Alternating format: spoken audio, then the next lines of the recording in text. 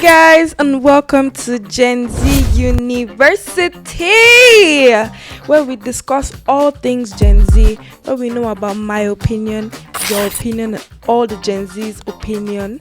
And speaking of which, we have a beautiful, wonderful Gen Z here with me today. My name is Ayanfe. Nice to meet you all. And today, what we're going to be talking about is something that I feel a lot of us are going to be able to relate to, because there are a lot of things that we really wish that we were taught in school. There are some things that, even though it feels like as if it does not make sense, we should not have had to learn it ourselves. So let's talk about relationships. To start it off, coming from someone who has been in an African family that, if I start talking about this matter, it, you know that like, how do you even know what a healthy relationship looks like? Because most African families, most people actually have divorced parents. One parent is absent. The marriage is just toxic. Exactly. Like, everything is just crazy. What does a healthy relationship even look like? Because I feel like as if a healthy relationship does not exist. Like, they should have taught us in school what a healthy relationship is supposed to look like. The thing they told us is the roles of mother and father inside social studies. The mother is supposed to clean, supposed to cook. Like, I'll just meet someone and say, "Oh, please, I want to marry you." Then get married, because they just said, "Oh, these roles of a mother, roles of father, children." They did not say, "Oh, as a girlfriend, what are you supposed to do?" Or when As a wife, what are you supposed to do? Anything we know is cook and clean. yes, or wife. So me that Be submissive. Please. Please don't get me started. Don't get me started right now, I should be please. submissive to an empty head. I have a lot. Why would you marry an empty head? Why would I even look at date an empty head? Some people are actually doing that too. May God be with all of you in Jesus' name. Amen. Like, I feel that they didn't even teach us how to figure out boundaries in relationships, even in friendships. True.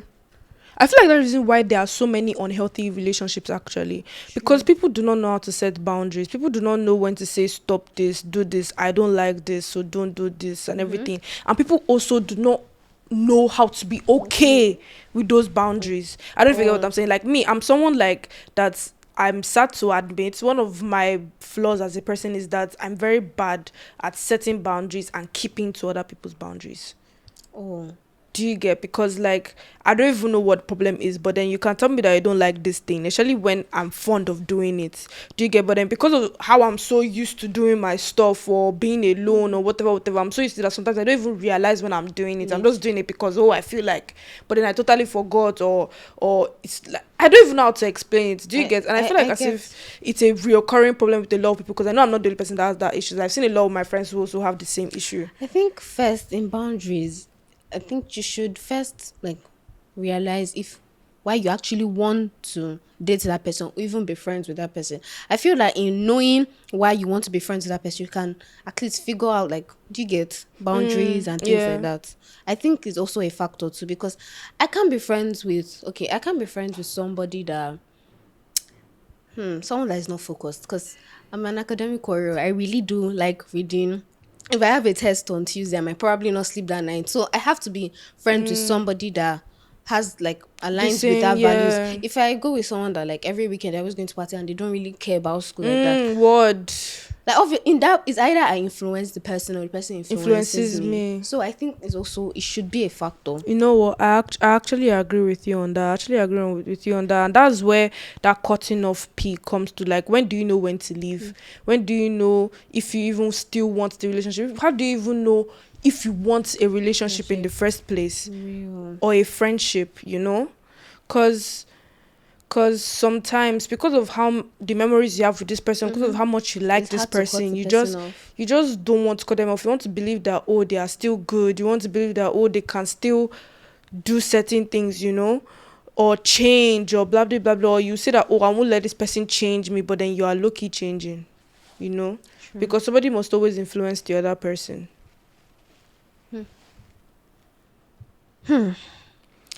In your opinion, what is the best way to break up with someone without being a jerk?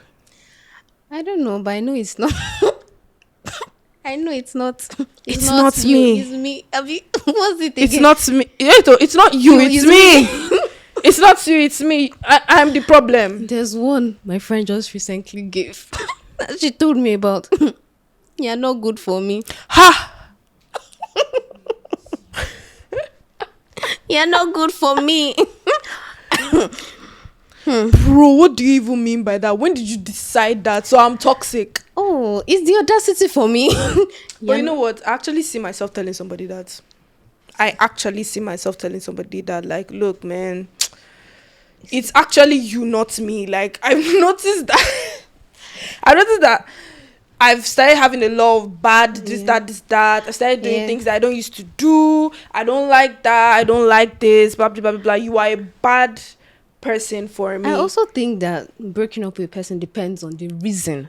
If it's just that, like, oh, this person is not, or you're just losing feelings, I think it's just you have to see that person physically. But if this person has been affecting your mental health, please just break up with him in the most. If that person doesn't deserve respect, so I feel you should break up with him in a very unrespected way. Do you get? Yeah, because the person was not even respecting you in the first place.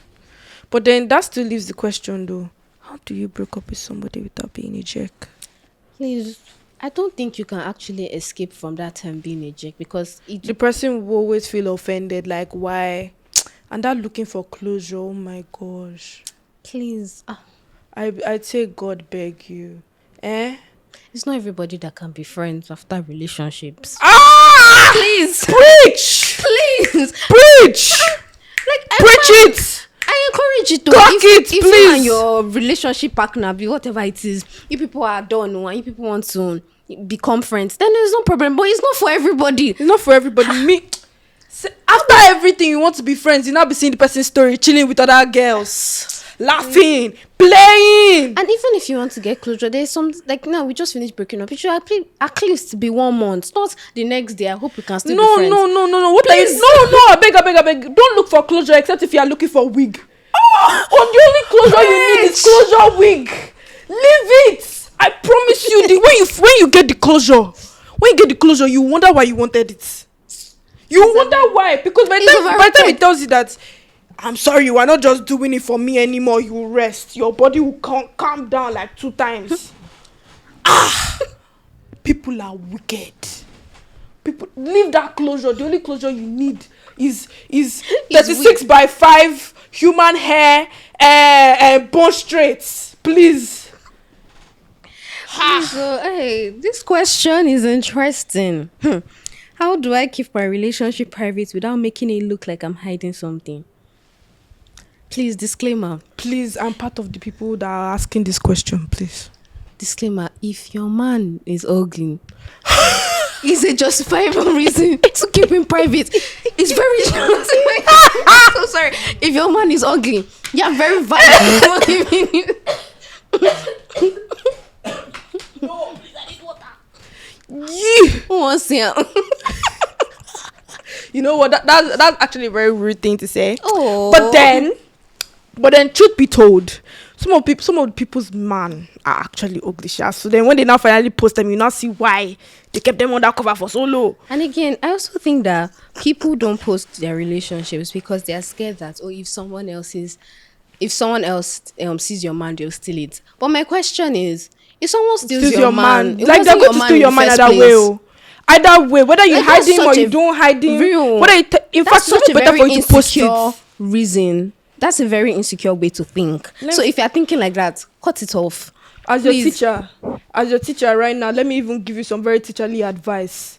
Let me tell you something. If you think that not posting that man is what's going to make him not cheat on you, or is not what's not going to make you hear or see one hey girly text, let me tell you something. You're whining yourself and you're whining your entire generation. Because what a man would do, he will still do it. What a person would do, forget man self, babe, man, whatever it is. If the person is going to cheat on you, they will cheat on you. There's nothing you can do about it. Nothing. You cannot change the person's character. You cannot beg the person. You cannot prove to the person that you're a good this, you're a good that. if they will cheat on you, they will cheat on you because they are just like that, because human beings are just selfish and they are disgusting. That's it. Nothing like that. Nothing you can tell me. But on another note, you can't be hiding your babe that is a cheat. Who you want to leave am for? Who you want to leave am? Okay, no, hiding your babe that is a cheat self. That's even when people start laughing at you, because they just screenshot and this spam, send it to somebody's group chat. Is this not Ayodele? And their aesthetics. This is an asset. And their aesthetics, you always have this crop top and these baggy jeans with this. I don't want to comment. Like, you can always tell when somebody's actually a chronic cheater. Like, some of them, there's this way they will look, that that taper fade will go one way. It's not be curly on the inside like this. Then it's like, I don't know how to explain it. That they will not be dark skin. No, not even dark skin. Some of them are light skin. No. Those fair boys. They those fair boys. If you there's anybody is a cheat, even women too. I'm so sorry, women too cheat. They cheat like mad though. In fact, I think they even cheat more than men right now. Like, it's really crazy. It's really, really crazy. So what a world we live in. Hey, what's the best way to move on after being ghosted or dumped? I feel like I cannot tell you what you should do, because everybody has their different stages of grief. Everybody has how they will handle certain situations. Do you get what I'm saying? But then I can tell you what you should not do. Let me tell you something. If that man cheated on you, even if you loved you with everything inside him, the worst thing you can do to yourself is to go outside and start hoeing around. Go outside and start saying, oh, I don't care. F my baby dead. F my baby dead. Like, bro, like, you don't cast. like the method has actually casted. Like, nobody actually cares. Like, everybody will just be seeing, like, you're using your body as a souvenir because of what? Say I cheated. He cheated on me, so I'll cheat back.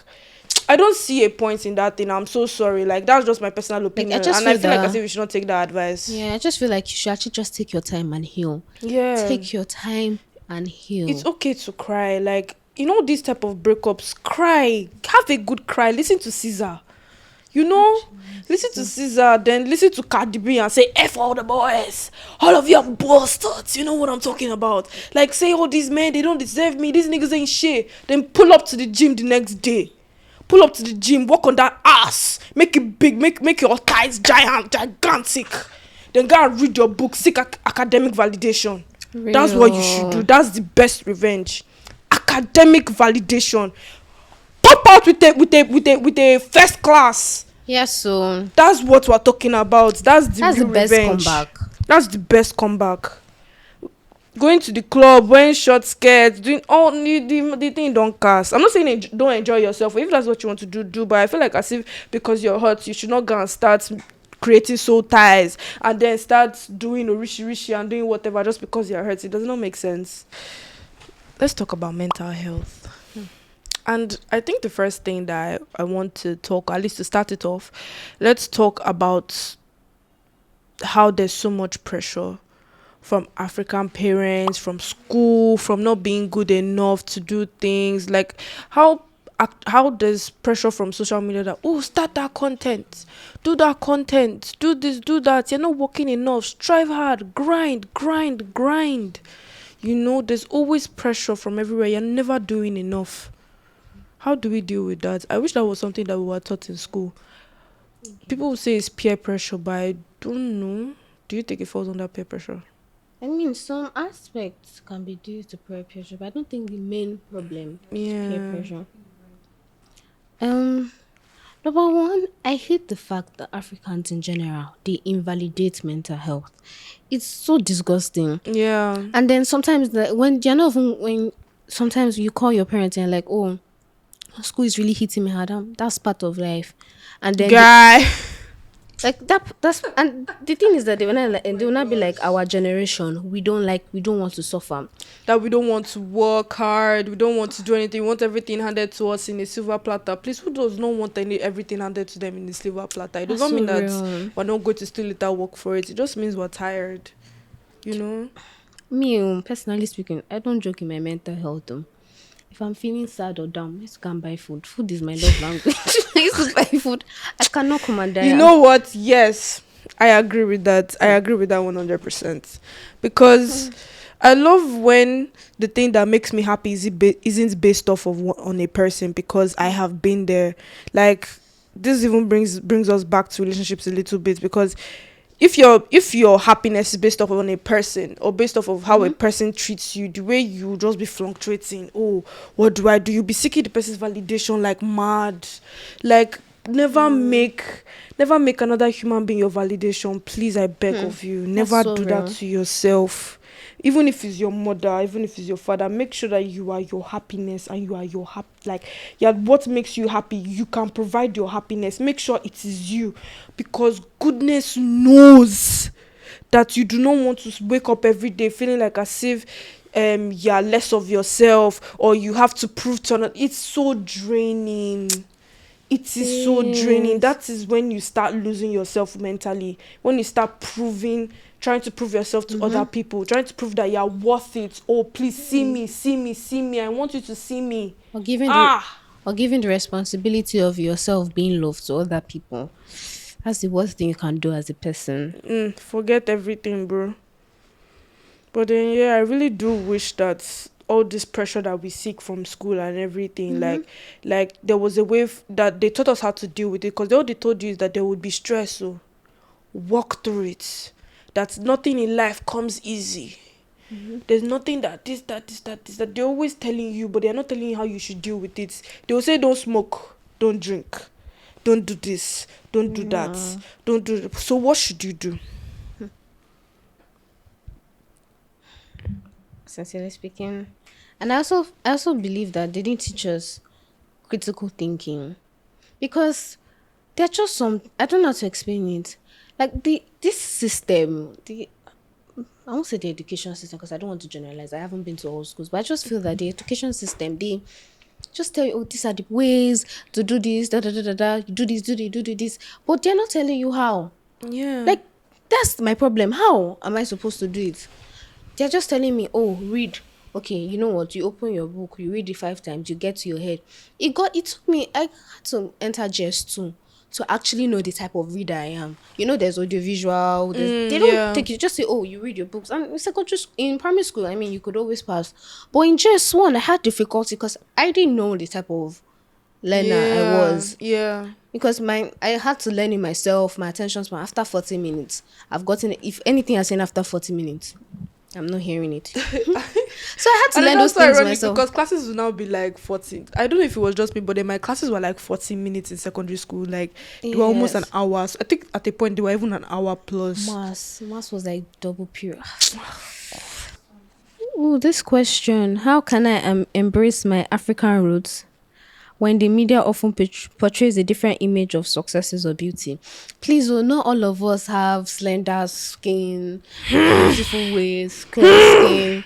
Not all of us have bone. Hey! Not all of us have big bone, Hey! big breast. Some of us are just managing what Please, God has given us. I'm Please, begging. I'm begging. How can you tell me? How can I tell you I'm Nigerian and then you now say that you don't look Nigerian? Please, what do you mean?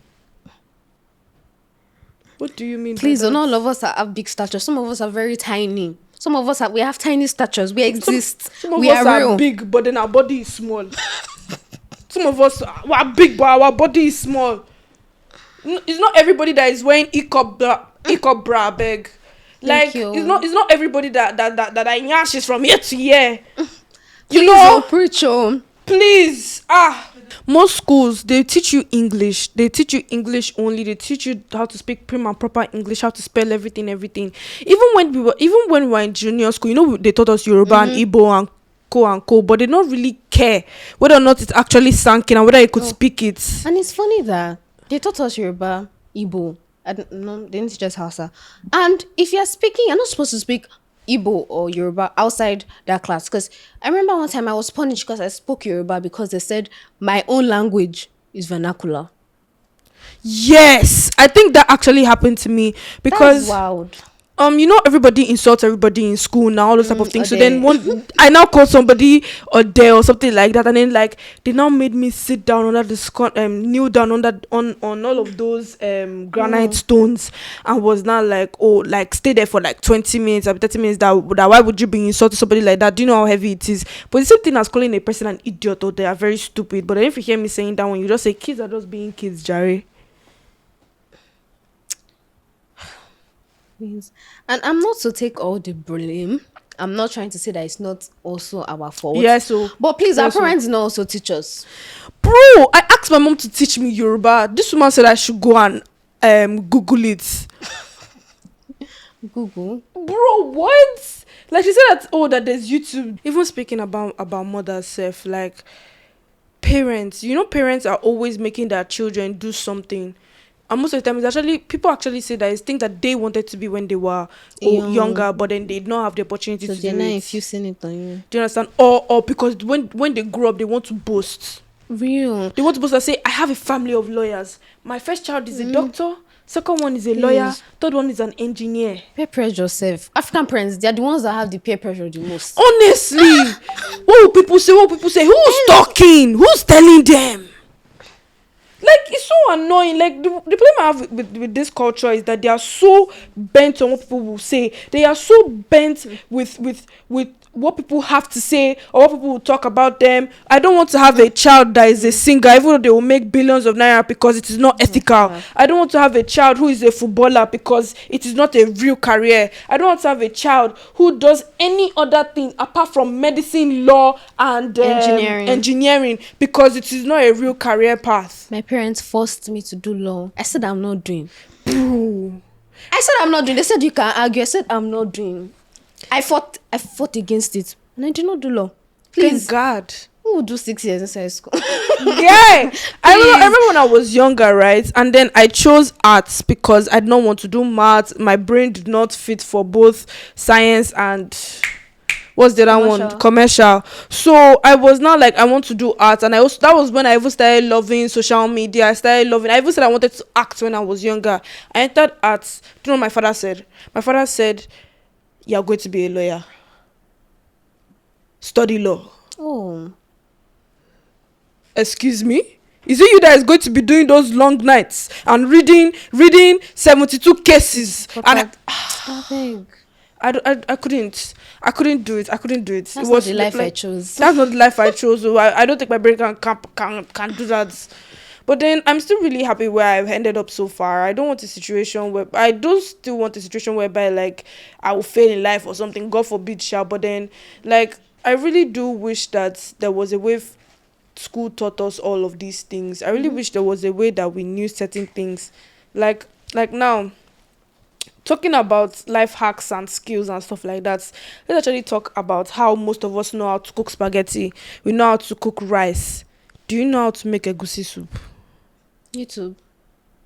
That's what I'm saying now. Me, I don't know how to make egusi. I'm not lying about it. I don't know how to make egusi. I don't know how to make okra. I don't know.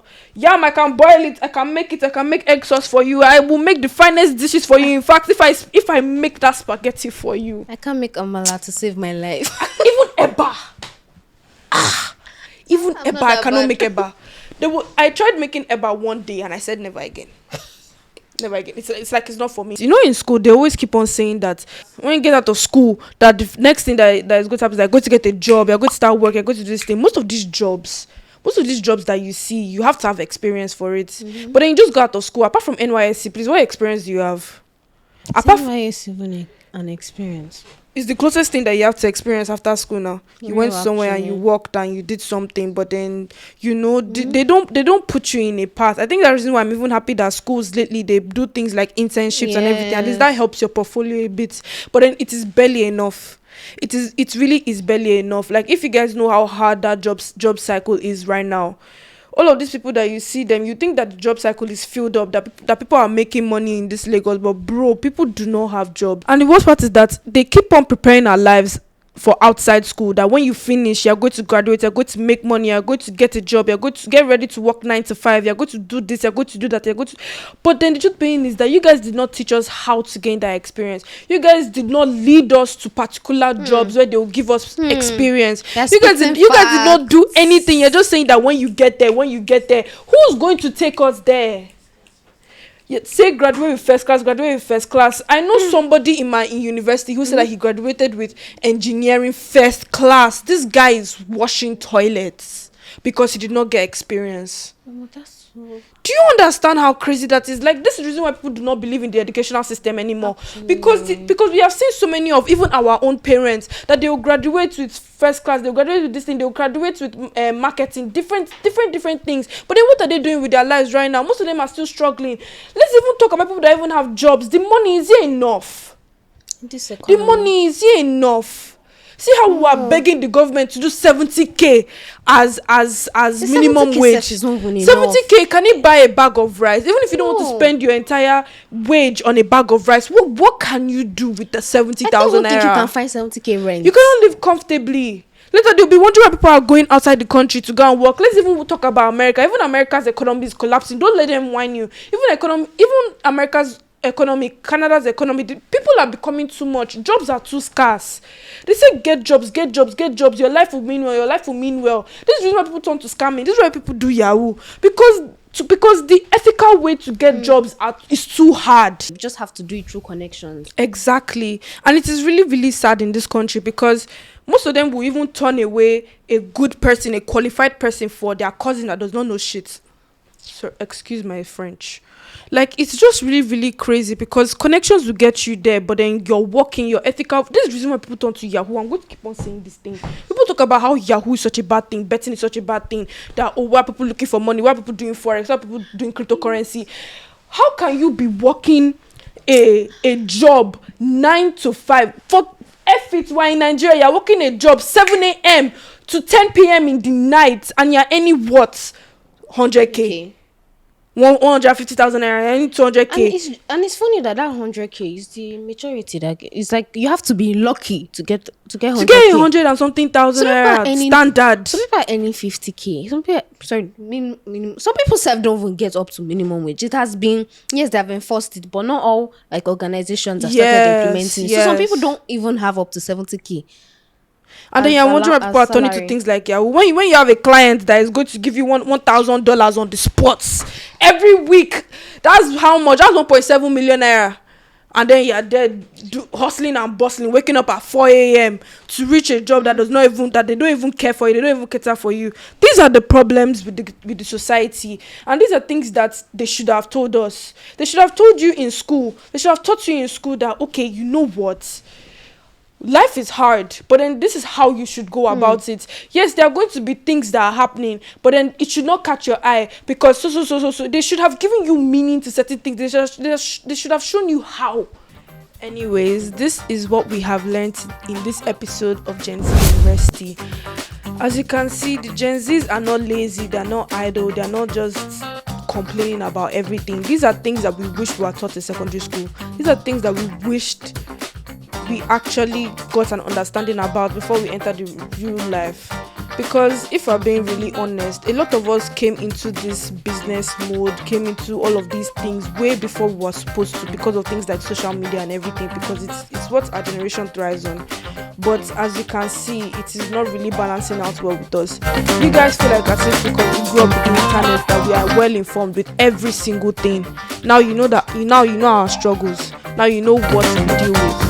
And moving forward, I really hope that these are situations that can become cleared up. If not, we're just going to complain, talk and waste saliva. If we're being very, very honest. Thank you for watching this episode. My name is Jordana. I hope you enjoyed my weird leg positions. And we have my beautiful girl, Ayanfe. It's a pleasure having me on this episode. It was very funny. Don't forget that this show was brought to you by the House Chronicles, and you guys should like, share, subscribe, and follow all of our social media pages. I love you guys. See you guys in the next class. Bye.